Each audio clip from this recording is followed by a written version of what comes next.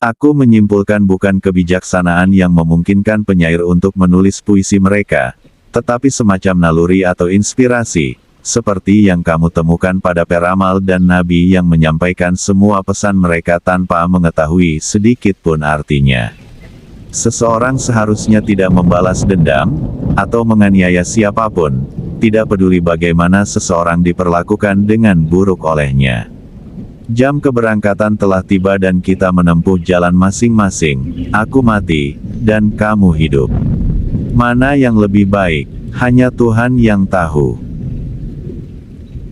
Orang tidak bernilai hanya suka makan dan minum, orang yang bernilai makan dan minum hanya untuk hidup. Semakin sedikit keinginan kita, semakin kita menyerupai para dewa. Kata-kata palsu tidak hanya jahat dalam diri mereka sendiri, tetapi juga menginfeksi jiwa dengan kejahatan. Perang, revolusi, dan pertempuran semata-mata disebabkan oleh tubuh dan keinginannya.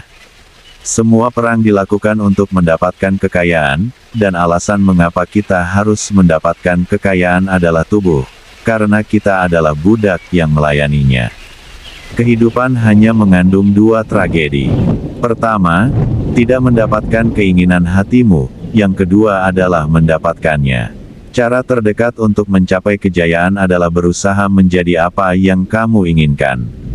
Bagaimanapun juga, menikahlah. Jika kamu mendapatkan istri yang baik kamu akan bahagia, dan jika mendapatkan yang buruk kamu akan menjadi seorang filsuf. Aku benar-benar terlalu jujur untuk menjadi politisi dan hidup. Aku bukan orang Athena, bukan pula orang Yunani, tapi warga dunia. Aku tentu saja lebih bijaksana daripada pria ini. Sangat mungkin tidak ada dari kita yang memiliki pengetahuan untuk dibanggakan, tetapi dia berpikir bahwa dia tahu sesuatu yang tidak dia ketahui, sedangkan aku cukup sadar akan ketidaktahuanku. Bagaimanapun juga tampaknya aku lebih bijaksana daripada dia sejauh ini, karena aku tidak berpikir bahwa aku tahu apa yang tidak ku ketahui. Jangan sebut seorang pria tidak bahagia sampai dia menikah. Tidak ada yang lebih disukai selain keadilan.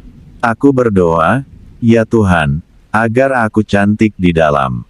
Di mana ada rasa hormat ada rasa takut, tetapi tidak ada rasa hormat di mana ada rasa takut, karena rasa takut mungkin memiliki jangkauan lebih luas dari rasa hormat.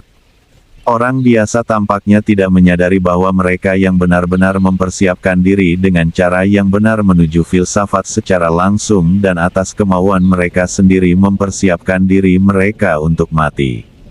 Lihat satu tanjung, satu gunung, satu laut, satu sungai dan lihat semuanya. Sistem moralitas yang didasarkan pada nilai-nilai emosional relatif adalah ilusi belaka. Konsepsi yang sepenuhnya vulgar yang tidak memiliki akar di dalamnya dan tidak memiliki kebenaran. Ketenaran adalah parfum dari tindakan heroik. Pendidikan yang diperoleh dengan uang lebih buruk daripada tidak memiliki pendidikan sama sekali. Setiap kali orang-orang dibohongi dan membentuk opini tentang kebenaran, jelas bahwa kesalahan telah menyelinap ke dalam pikiran mereka melalui medium yang menyerupai kebenaran. Takut mati, teman-teman, hanya berpikir bahwa diri kita bijak, tanpa menjadi bijak, karena berpikir kita tahu apa yang tidak kita ketahui.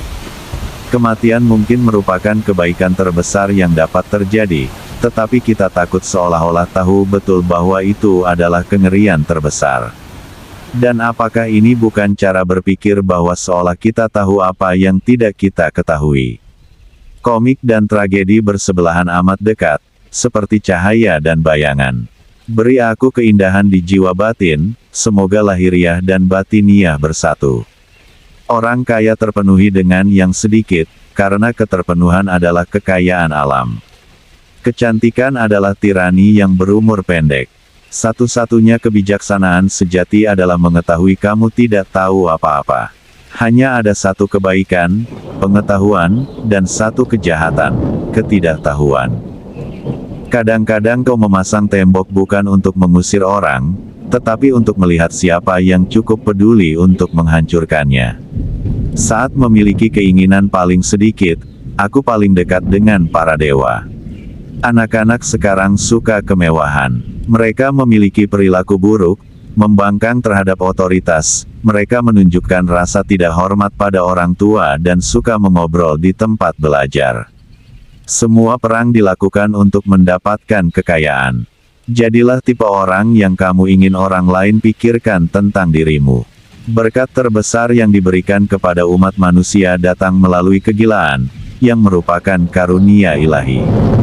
Alam pikiran tertinggi tidak mungkin dicapai tanpa terlebih dahulu mencapai pemahaman tentang belas kasih. Cara termudah dan termulia adalah tidak menghancurkan orang lain, tetapi untuk meningkatkan dirimu sendiri. Melalui jubahmu, aku melihat kesombonganmu.